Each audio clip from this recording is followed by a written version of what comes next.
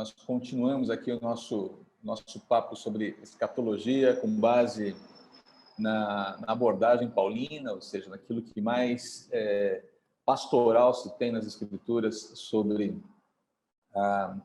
o fim dos tempos, né? E como se tem falado sobre o fim dos tempos atualmente, né? A gente tem percebido aí um certo interesse muito grande por parte das pessoas, os cristãos, e tem havido muito zoom aí também, uma certa um interesse natural, mas as discussões nem sempre caminham por terreno muito sólido, né? Então, por isso que a gente está estudando primeiro aquilo que importa mais nesse momento estudar sobre escatologia, que é a renovação da esperança do crente, a instrumentalidade do crente no presente, enquanto ele aguarda a volta do Salvador, né?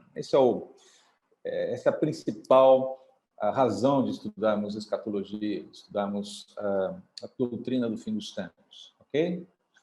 Muito bem, vamos orar, pedir a Deus. A Cida acaba de chegar também. Oi, Cida, sempre lá, toda elegante no seu ambiente, no seu sofá ali, toda vitoriana, né?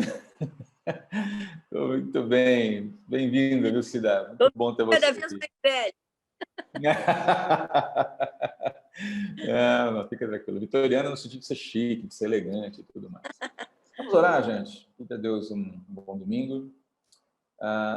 Antes de orar, só aí coloque como uma mãozinha levantada, dê aí presente-se com a mãozinha aí, né? Quantos de vocês estão sentindo cansaço, apesar de ser o início do ano? Cansaço. Quero saber. Ok, Rita. Obrigado, Rita, pela honestidade aí. A Evelyn. Ok. Quem mais está sentindo cansaço? Pode colocar a mãozinha aí. Todo mundo está cansado, né? Aí, se perguntar para você se você está sentindo cansado por causa desse formato digital, você levanta uma ou duas mãozinhas? As duas, provavelmente, né? Gente, nós entendemos que o momento ainda assim, complexo nesse sentido, né? Todo mundo não vê a hora dessa pandemia realmente ser vencida com mais... Temos digamos, uma supremacia sobre ela, né? Ela não nos escravizar, não nos colocar... Escravizar não nos deixar presos dentro de casa como a gente tem feito, né? Tenho percebido muita gente inquieta com a impossibilidade de a gente estar se reunindo ainda presencialmente. Mas eu quero aqui, de coração, dizer para vocês que a gente tem trabalhado arduamente nesse sentido, de chegarmos a esse bom termo, né? E, ao mesmo tempo, à medida em que você está bem, a gente tem procurado se cuidar também, dizer para você que estamos à disposição para vê-los, ainda que seja esses dias a gente foi visitar uma família da igreja e foi muito interessante, porque a gente estava cheio de cuidados, né? Eles também cheios de cuidados. A gente teve um bom encontro de quase 2 horas na garagem do prédio deles. Não subimos para o apartamento e nem íamos subir, né? E a gente, na verdade, ia lá só para levar uma lembrancinha para eles, né? Só olha, uma lembrancinha, uma forma de demonstrar carinho para vocês e tal. E foi interessante. Não, a gente quer conversar, a gente quer ver vocês. Então, 2 horas batendo papo ali na garagem do prédio, com as distâncias estabelecidas e tudo mais, né? Então, eu creio que eu falei ontem para uma família de amigos, né? Olha, o que nós temos para hoje é isso. Nós precisamos, então, aprender a fazer desse limão ou desses limões uma belíssima e deliciosa limonada, né? Pode ser uma pink lemonade, tá de boa, tá? Mas a ideia é a seguinte, que a gente construa dia a dia uma esperança bastante consistente no Senhor, que nos salvou, para enfrentarmos essa situação aí de estarmos juntos, porém separados, né? Prefiro inverter, estamos separados, porém juntos, né? Então, essa é a dinâmica aqui, né? A gente está caminhando dessa forma. Então, continuem firmes, né? Aquela recomendação de Paulo, lá em 1 Coríntios, capítulo 16, versículo 13, sejam fortes e corajosos, né? Sejamos fortes e corajosos, né? Os dias exigem isso da gente e como filhos da luz a gente tem que caminhar nessa direção aí. Não contem com a gente, tá bom? Continuem contando uns com os outros também, né? Lembre-se que é muito mais, apesar da dificuldade de a gente se encontrar presencialmente, a gente tem uma facilidade enorme de se encontrar virtualmente, ainda que seja um telefonema. E às vezes, deixa eu falar só uma coisinha para vocês aqui. O WhatsApp é muito interessante como ferramenta de comunicação rápida, mas não é uma boa ferramenta para bater papo. Não é. Se você quer conversar e saber exatamente como alguém está, telefone para ela. Né? Deu uma de Dick Tracy. Hoje o Dick Tracy usava relógios com vídeo, né? Você se lembra disso? Os antigos se lembram do personagem Dick Tracy. Hoje a gente tem isso no celular, né? Então, se você quer conversar com uma pessoa, ligue para ela, tá? E ao perguntar como ela está, comprometa-se com a resposta, tá? É sempre importante que, junto com a pergunta como você está, haja um compromisso de escutar como o outro está de fato, de verdade. Beleza? Maravilha? Ok, uma pequena pastoral nessa manhã, mas não pode ser de outro jeito, né? Vamos em frente então, gente? Ok, vamos orar, na verdade. Eu estava esquecendo de orar, né? Senhor, obrigado pelo dia de hoje e certamente um belíssimo dia. Um dia que a gente gostaria, eu creio que muitos aqui gostariam de aproveitar de uma outra forma, não fora do ambiente de escola bíblica dominical, mas aproveitar depois do culto a possibilidade de passear num parque, de tomar um sol, de pegar uma piscina, enfim, aquela coisa toda que a gente gostaria de viver com um pouco mais de intensidade. Nesse momento, tem sido uma restrição para a gente. Como viver dias assim, Senhor, se não debaixo da Tua esperança? Como viver dias assim, se não debaixo dessa convicção renovada de que o Senhor cuida de nós? Como viver, se não dessa forma? Eu peço ao Senhor que nos ajude, por favor, que o Senhor nos assista, que o Senhor nos auxilie, especialmente nos momentos em que nós nos sentimos enfraquecidos, desanimados, cansados.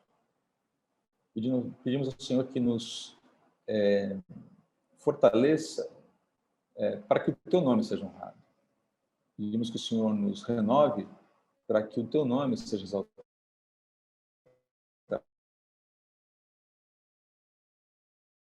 Conhecidos. A nossa oração, nosso pedido de ajuda, enquanto falaremos de esperança no porvir, nós precisamos trabalhar nossa esperança no presente. Não podemos apenas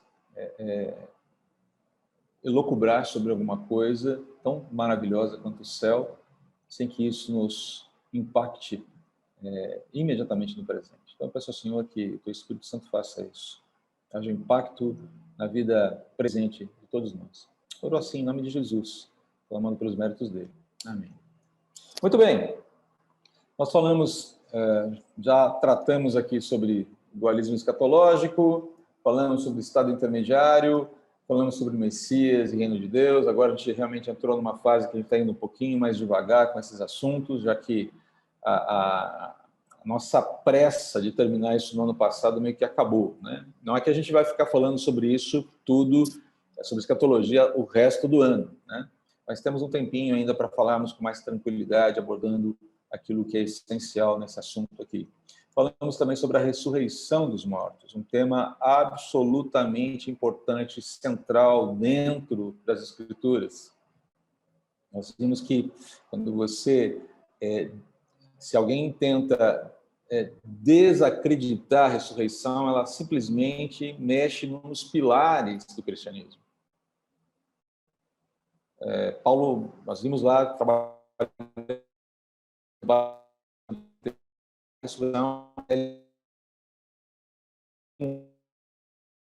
depois da ressurreição do Senhor Jesus por centenas de pessoas, e que teria sido muito fácil, teria sido muito simples, de certa forma,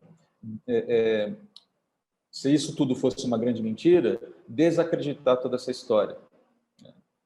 O próprio Evangelho de Lucas, que nós temos estudado ao longo desde o meados do semestre passado, né, segundo semestre de 2020, né, debaixo daquele tema, a vida que a gente quer viver, você tem recebido, não sei quantos de vocês têm acompanhado as nossas devocionais diárias em Lucas, né? Já está no capítulo 20, já está quase terminando. Foram até aqui 113 reflexões somente no Evangelho de Lucas.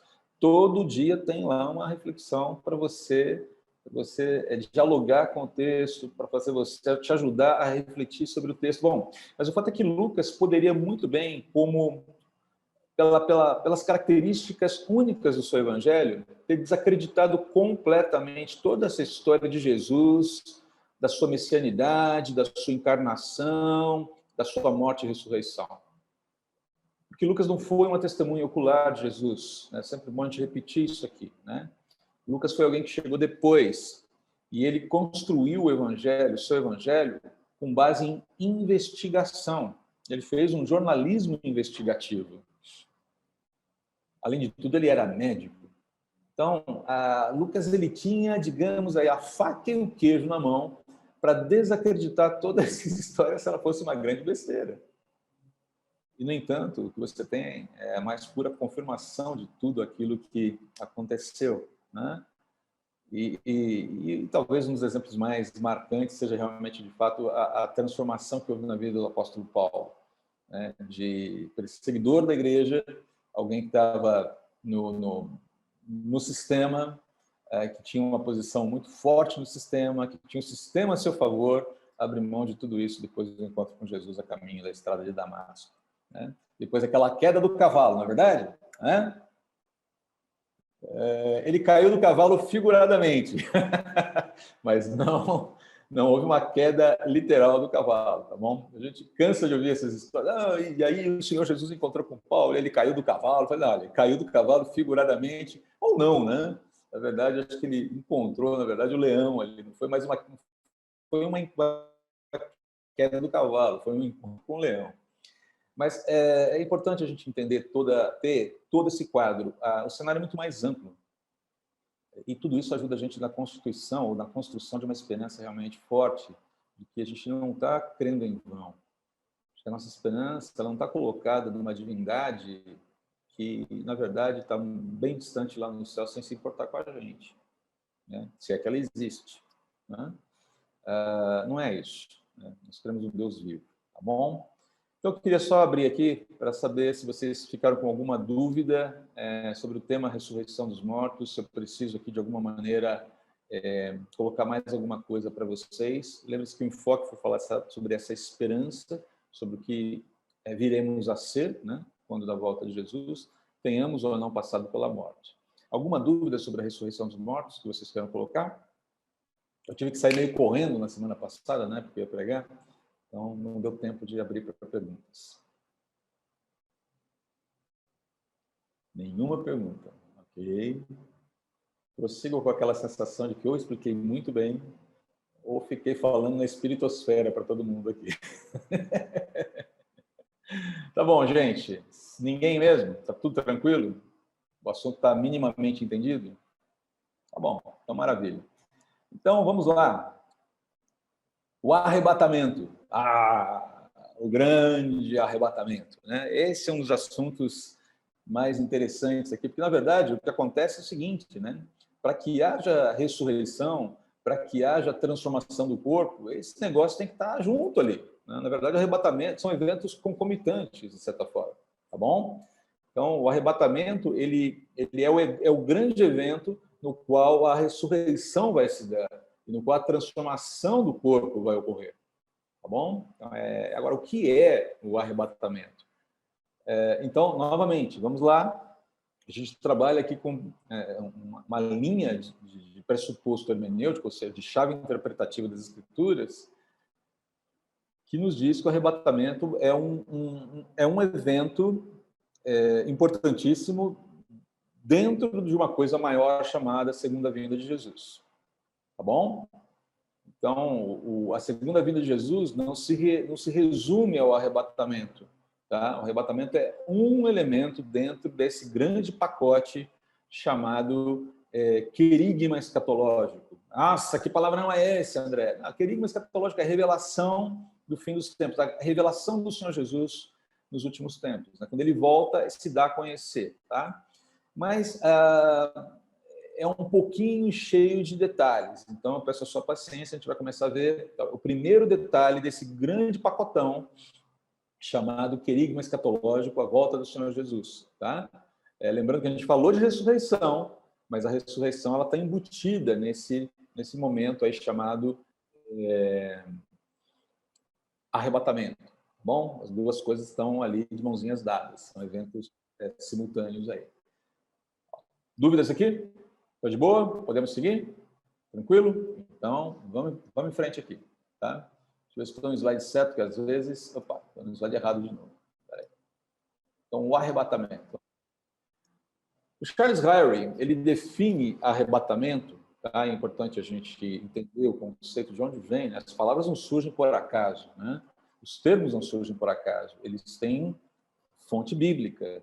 Todos os conceitos teológicos, eles são construídos a partir daquilo que a palavra de Deus nos informa. É óbvio que esses conceitos que são construídos depois estão sempre sujeitos à análise e revisão, mas eles têm que beber dessa fonte que são as Escrituras. O que o Charles Ryrie, que foi um grande teólogo sistemático, já falecido, escreveu sobre isso, né? Ele fala o seguinte: a palavra grega de onde tiramos arrebatamento aparece em 1 Tessalonicenses, uma das cartas de Paulo, na igreja de Tessalônica, né?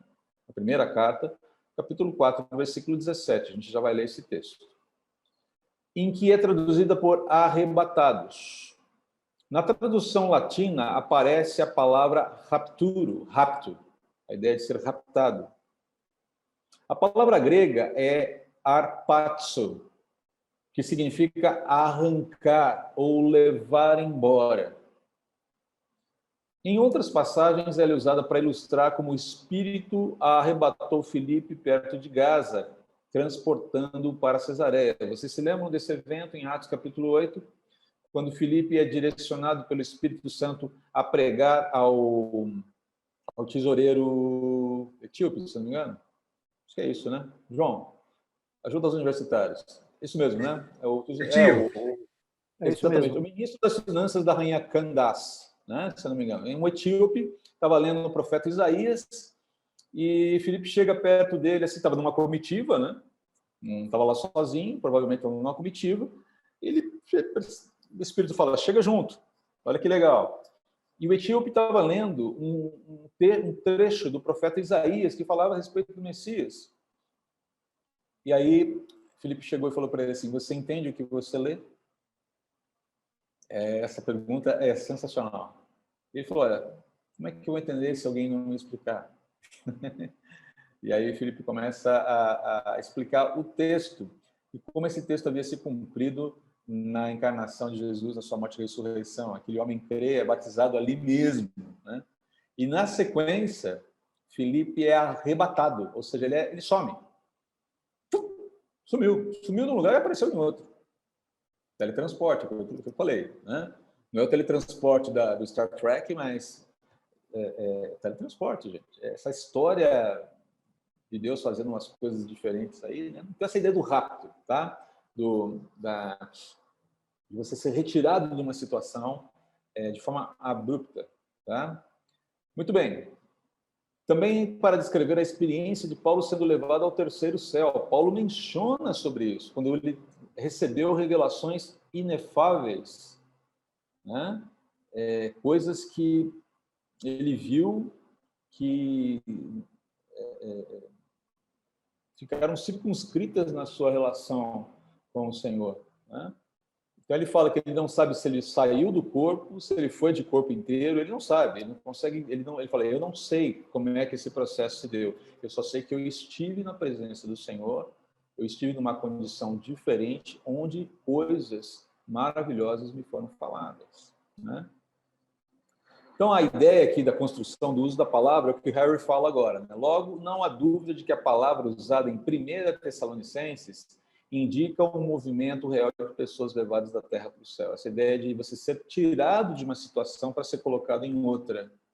Essa ideia está presente ali no texto de 1 Tessalonicenses, né? É isso que o texto significa, tá? Não existe nenhum sentido oculto que não aquele que está ali apresentado por Paulo. Vamos lembrar que Paulo escreve para a igreja em Tessalônica para tranquilizar a turma, para apaziguar o coração daquele pessoal que já estava aflito por conta de algumas conversas meio esquisitas, dizendo que Jesus já tinha voltado, e o povo sabia, mas o que acontece com os que já morreram? Como é que ficou esse negócio aí? O pessoal estava aflito com isso. Ele escreve para apaziguar, para acalmar, para dar esperança, para dizer, olha, gente, é assim que vai acontecer. Né? Muito bem, vamos para o texto bíblico, então. Né? Eu vou aqui primeiro fazer uma abordagem mais sintética e depois a gente vai para o texto para lê-lo e entender o que a gente acabou de explicar aqui. Né? Então, o que a gente falou agora há pouco? Né?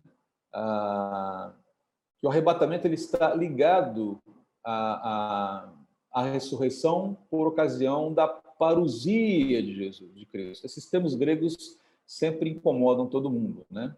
Mas a ideia de que é parousia? Alguém sabe o que é parousia? Eu falo, mas você não falou querigma escatológico? É revelação. Querigma é revelação, tá? É a ideia de revelação, tá? Mas o que é parousia? Alguém saberia dizer?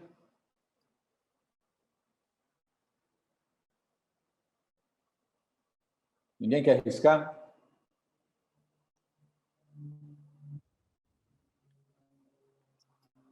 Não mesmo? Parousia, gente, tem a ver com a questão da volta, né? Tem a ver com esse momento de... tem a ver com o grande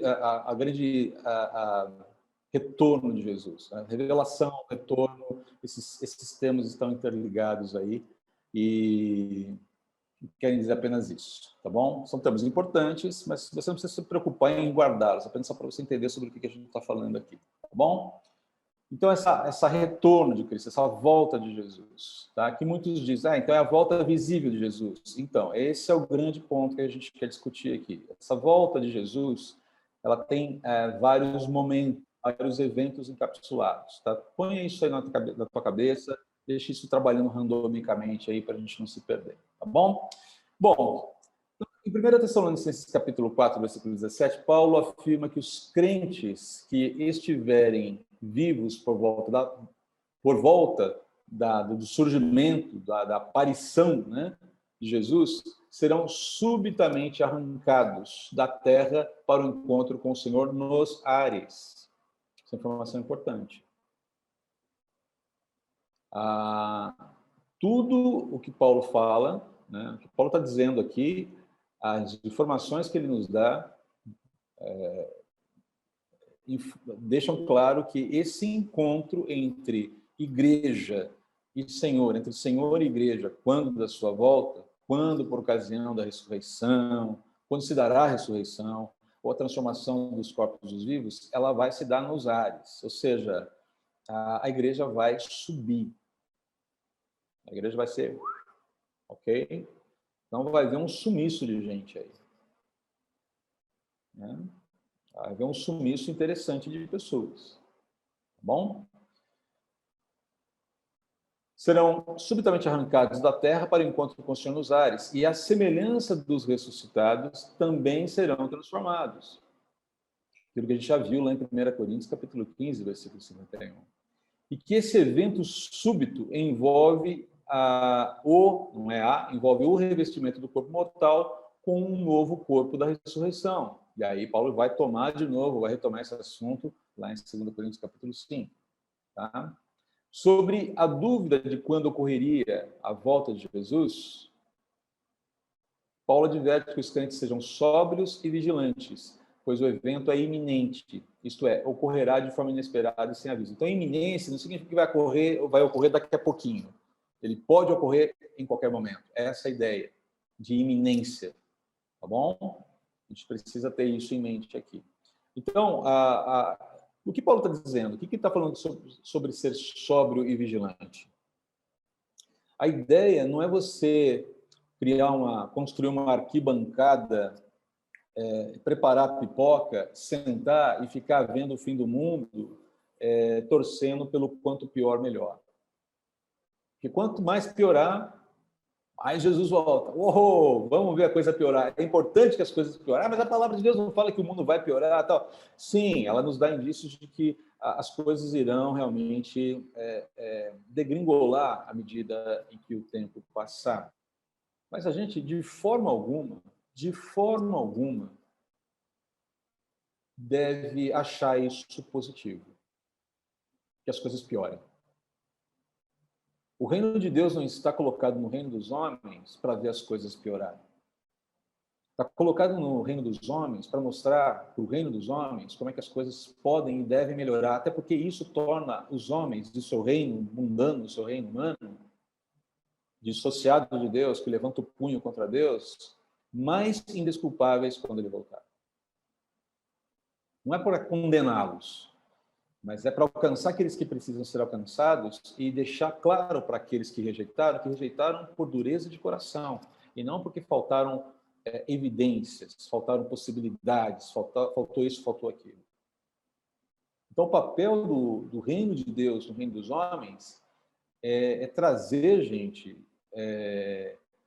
esperança, é trazer... Eu vou usar uma palavra aqui complexa, tá? Na verdade, eu diria para vocês que o nosso papel, de certa forma, em grande parte, sem dissociação do Espírito Santo de Deus, tá? Sempre debaixo da ação do Espírito, tá bom? Mas o nosso papel como o reino de Deus, o papel do reino de Deus, de certa forma, é conter o mal, o avanço do mal, para que muitas pessoas possam, sim, se reconciliar com Jesus. Essa é uma pergunta que eu tenho feito para mim mesmo. Como é que eu, como agente do reino de Deus, tenho contribuído para isso hoje? E tenho que confessar para vocês, em muitos momentos eu me vejo mais omisso do que ativo. Como? Como é que eu posso? E a nossa tendência nessa hora é olhar para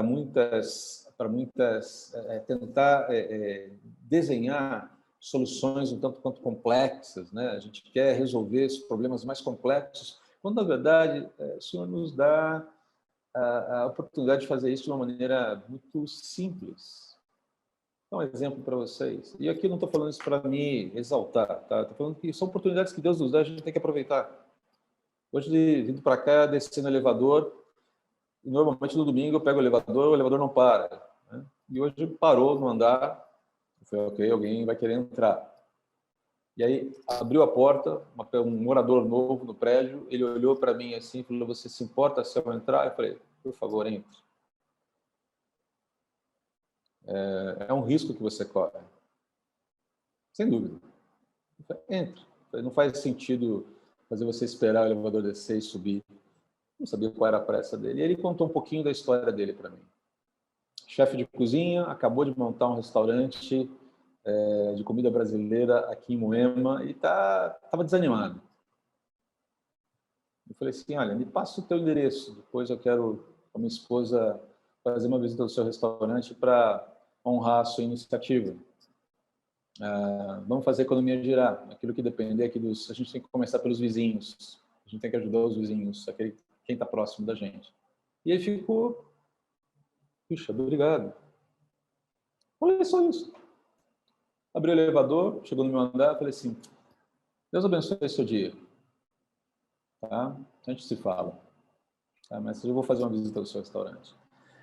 Esses são os movimentos simples que o reino de Deus pode fazer.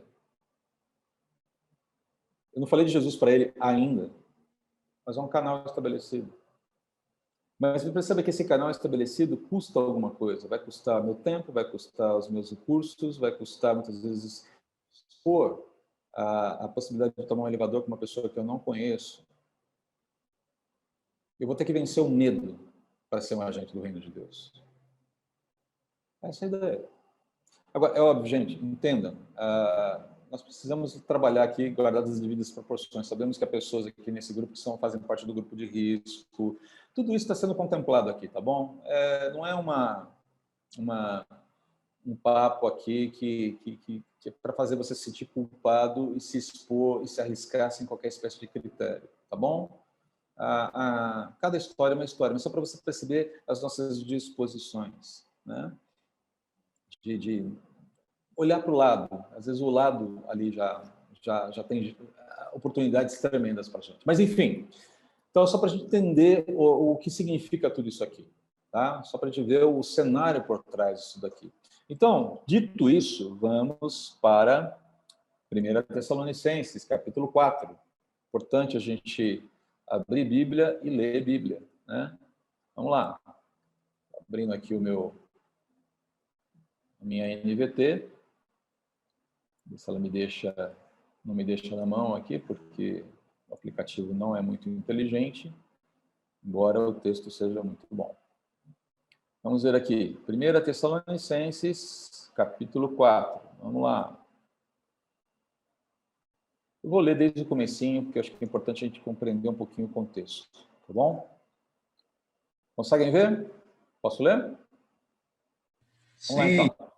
Sim, você quer trocar? Não, tudo bem. Deixa eu ver aqui, só preciso fazer ajeitar com a janela aqui, tá bom. Finalmente, irmãos, pedimos e incentivamos, em nome do Senhor Jesus, que vivam para agradar a Deus conforme lhes instruímos. A pergunta que eu faço para vocês de início aqui é o seguinte: o que significa viver para agradar a Deus? Isso aqui é importante. De saída, isso é muito importante. O que significa viver para agradar a Deus?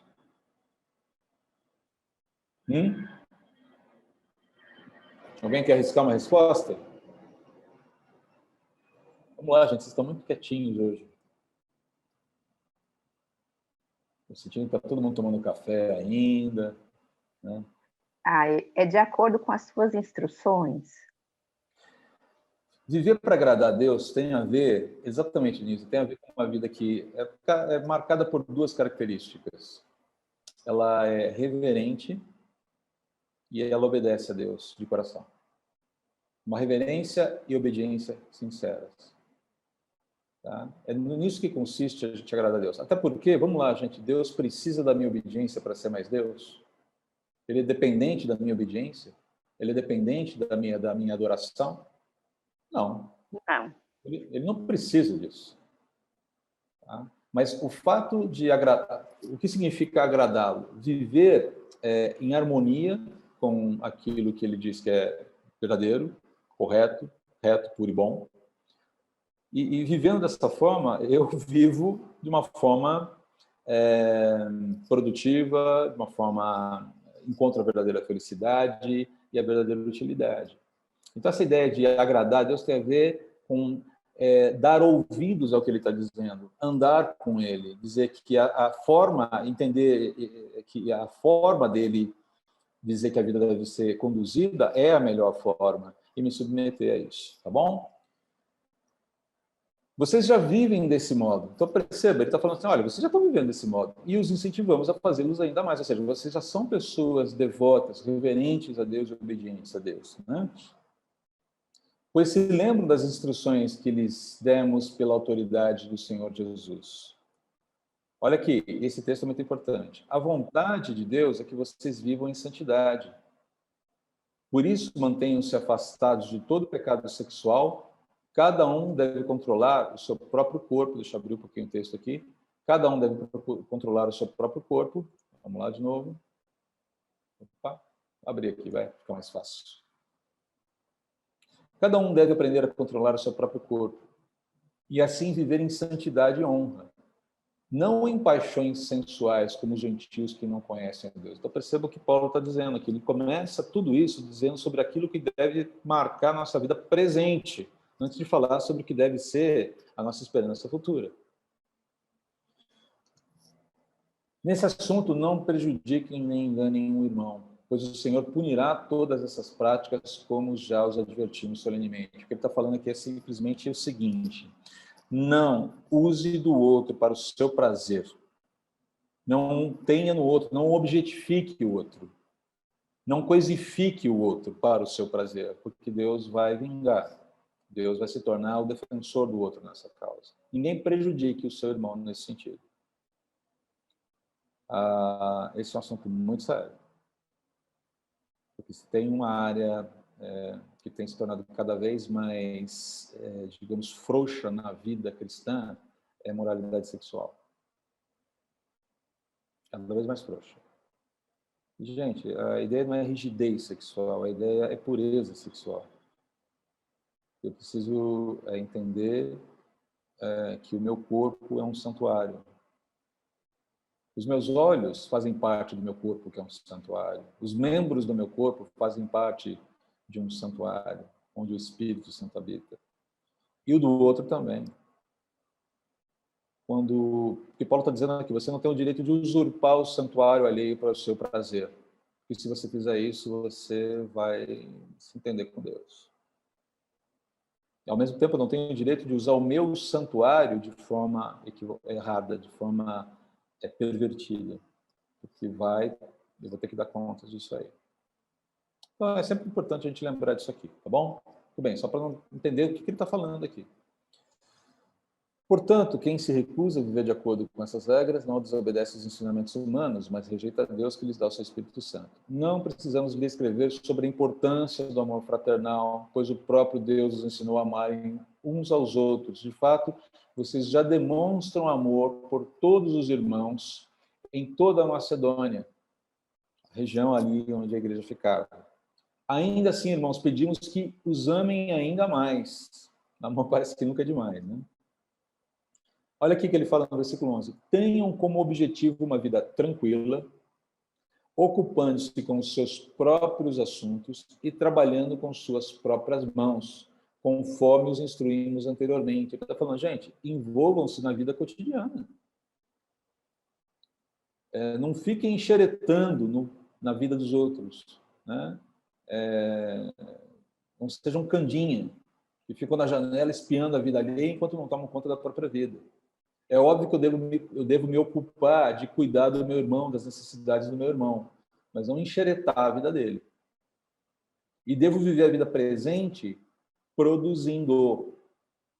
Eu devo ser alguém que produz, que dentro das habilidades que Deus me deu, gera riquezas. E quando eu digo gerar riquezas, não é gerar montes de dinheiro, mas gerar recursos com aquilo que eu faço, produzir coisas. Gerar o bem para a sociedade na qual eu estou inserido. Assim, os que são de fora, olha só a questão aqui, assim, os que são de fora respeitarão o seu modo de viver. Ou seja, cara, a conduta desses caras, a postura deles em relação à vida, em relação ao trabalho, em relação à família, é alguma coisa sensacional. E vocês não terão de depender de outros. É nesse contexto que Paulo vai falar sobre a ressurreição. Então, ele está muito preocupado em instruir sobre a vida presente, sobre como deve ser a conduta presente dos cristãos, sem que a esperança futuro se dissocie disso. Mas ela está embutida dentro dessa narrativa. Olha o que ele fala agora, e é o foco aqui do nosso texto. Agora, irmãos, não queremos que ignorem o que acontecerá aos que já morreram. Olha a preocupação pastoral aí. Para que não se entristeçam como aqueles que não têm esperança. Ou seja, ele falou, olha, a morte causa uma tristeza inevitável. Agora, esse é o ponto. Para quem não tem a esperança em Cristo, a morte é fim. Quando muito, a pessoa vai crer em alguma espécie de vida pós-túmulo, muito dissociada da verdade revelada nas Escrituras. E isso não traz esperança. Basicamente, a história da vida encapsulada dentro da realidade de vida aqui, né? E acabou. Então ele fala assim, olha, vocês têm uma esperança que permite olhar para a morte com olhos diferentes.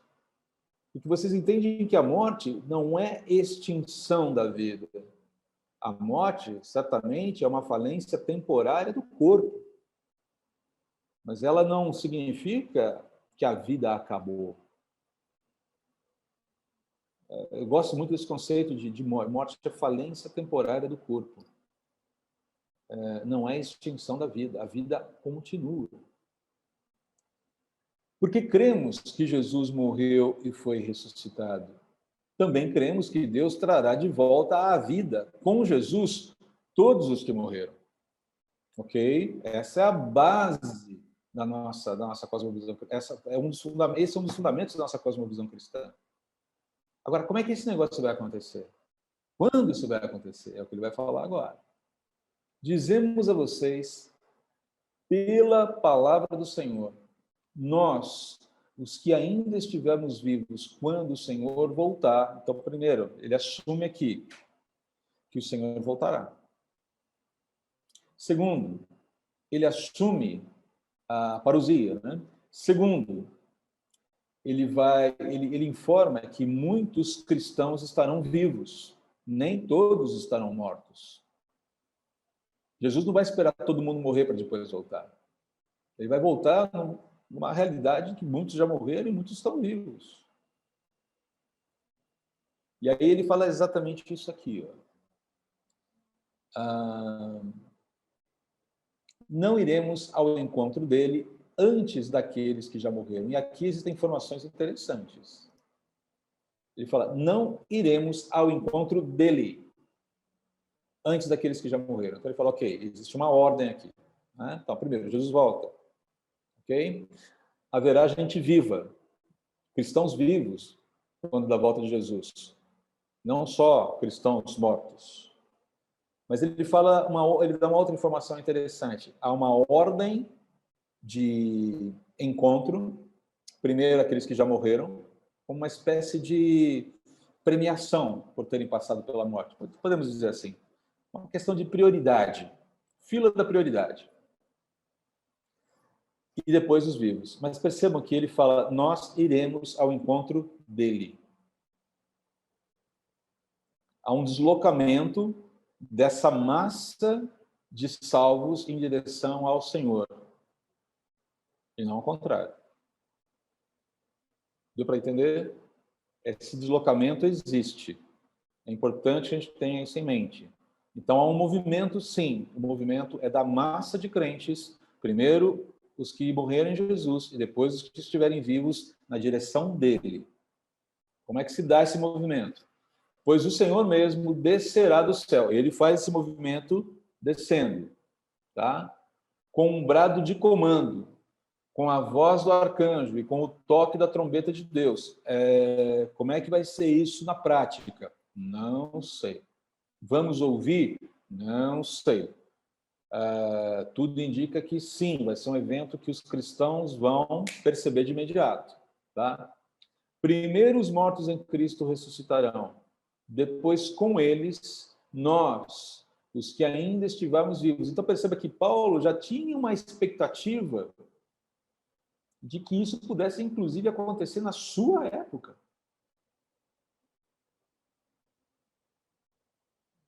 Alguém me perguntou recentemente, o que precisa mais acontecer para que Jesus volte? Eu falei, nada.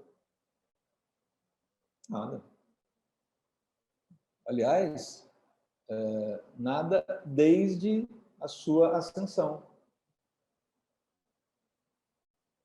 Tem gente que discorda de mim. Mas a expectativa da volta de Jesus era iminente nos primeiros anos da igreja.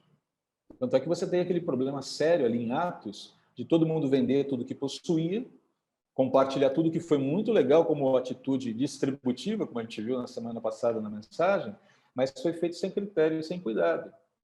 A igreja passou por necessidades, né? Mas havia uma expectativa de volta iminente de Jesus. Então, se nós pararmos para pensar, mas o templo não tem que ser reconstruído e não sei o que lá. Dependendo da chave hermenêutica que você usa, a reconstrução do templo não é uma condição sine qua non para o arrebatamento da igreja. Alguém pode discordar. Isso é uma coisinha que a gente vai ver mais lá na frente, quando entrarmos em questões um pouco mais técnicas ali dos eventos escatológicos. Tá? Aqui eu estou falando mais da questão pastoral mesmo. Tá bom? Então, perceba que havia já uma expectativa ali. Paulo estava, olha, nós, os que estivermos vivos, nos encontraremos com ele. Né? Depois, com eles, nós que estivermos vivos, seremos arrebatados nas nuvens. Esse é o termo que eu queria colocar para vocês. Seremos arrebatados nas nuvens ao encontro do Senhor nos ares. Então, esse encontro com o Senhor da massa de salvos, de toda a igreja, acontecerá não num ambiente terrestre, mas num ambiente celestial. Ok? Ele fala, a gente vai se encontrar com ele nos ares. Essa realidade, esse cenário não é um cenário comum, não é um cenário natural, é um cenário sobrenatural. Onde esse corpo já glorificado vai conseguir habitar, vai conseguir estar sem grandes problemas. Tá? Então, essa é uma das questões muito claras aqui. Paulo deixa muito claro, nós estaremos. Ele acabou de falar, né? Lembre-se que ele falou lá em 2 Coríntios, que ele foi levado até o terceiro céu. O que é o céu? Né? O que é esse céu nas nuvens? A gente não sabe dizer com clareza, mas o fato é que é um ambiente diferente de um ambiente terreno comum, normal. É uma dimensão de vida diferente. Agora, o que marca muito esse episódio é justamente a ausência repentina de milhões de pessoas. É isso que vai causar o grande pânico dentro da realidade humana. Você abre um hiato aqui. A gente tem que olhar o que vai ser. Paulo não fica explorando esse assunto, porque para ele isso não importa. Né? Mas o que ele fala a seguir é que é importante também. Então estaremos com o Senhor para sempre. Portanto, animem uns aos outros com essas palavras. Ele fala que essa mudança de realidade é definitiva. Ainda que haja uma sucessão de outros eventos na sequência, a condição que os crentes enfrentarão a partir desse momento é uma condição definitiva, de corpo completamente transformado, totalmente curados do pecado, totalmente invencíveis no que diz respeito à morte. Né? A morte não terá mais qualquer poder. A ideia é da constituição de um corpo que não perece, que não envelhece, que não se deteriora.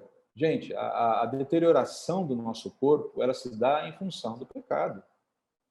Uma vez eu mencionei uma pessoa descrente e ela teve muita dificuldade de entender isso, né? Mas falei, olha, isso aqui,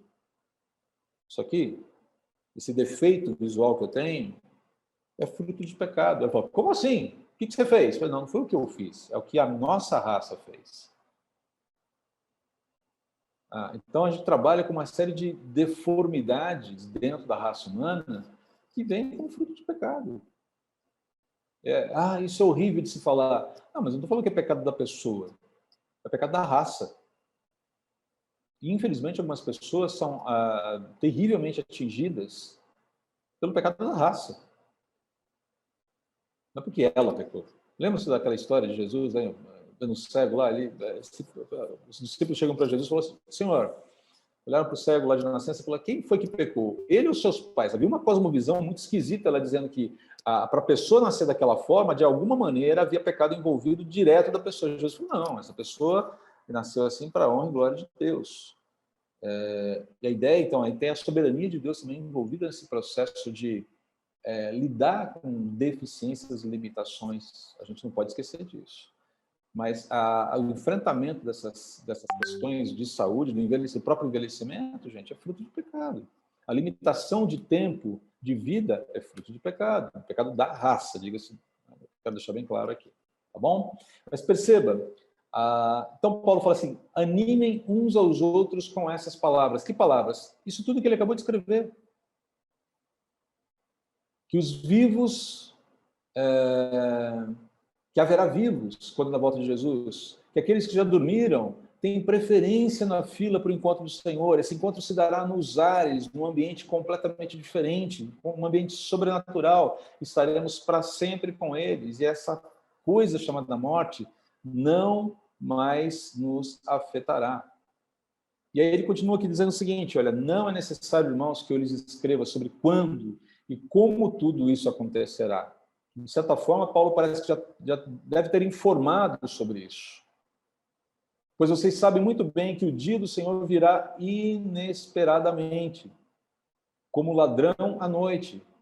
quando as pessoas disserem tudo está em paz e seguro. E, gente, isso é o que mais me inquieta. Essa necessidade que a gente tem, todos nós temos, e essa busca que todos nós temos por termos paz e segurança. E eu fico me perguntando, ok, a pandemia eventualmente vai ser vencida, a vacina vai lá resolver vai lá se tornar mais eficaz, a pandemia se torna controlável, a economia volta a crescer, paz e segurança.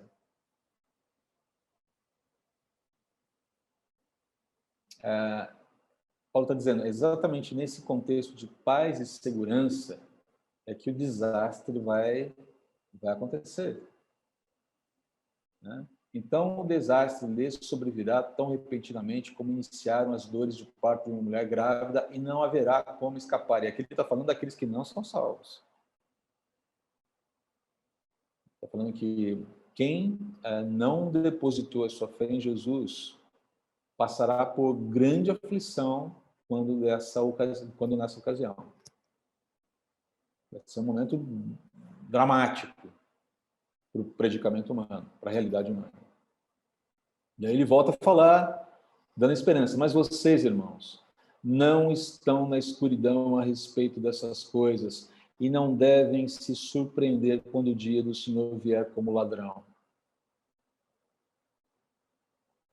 Porque todos vocês são filhos da luz e do dia. Aqui ele está falando essa ideia, ele está fazendo essa ilustração, usando essa metáfora de luz e trevas, né? Não porque a gente seja mais iluminado, não, é porque a gente é salvo, porque a gente conhece a verdade, porque a gente anda na verdade pelos métodos de Cristo e ponto, é isso, tá? Não pertencemos à escuridão e à noite. Portanto, fiquem atentos, não durmam como os outros, ou seja, não entrem no mesmo ritmo de vida que a humanidade sem Cristo está vivendo. Esse é o grande drama. Gente, essa pandemia, ela tem sido curiosa, porque de alguma maneira, eu quero aqui até pedir aqui que vocês partilhem nesses últimos momentos, se isso não é verdade. A gente viu um pouquinho o esgarçamento na confiança em Jesus, ou não? Em algum momento, nós buscamos imprimir na nossa vida, ou desejar para a nossa vida, um ritmo de normalidade baseado muito nos afetos, naquilo que é esperança, naquilo que traz esperança, naquilo que traz consolo e conforto, os padrões que o mundo estabelece. Vocês concordam comigo ou discordam? Fiquem à vontade para discordar. Você pode pagar um café e continuar sendo meu amigo. E aí? Vocês concordam, discordam? Ninguém concorda nem discorda, é isso? Vocês estão muito tímidos hoje.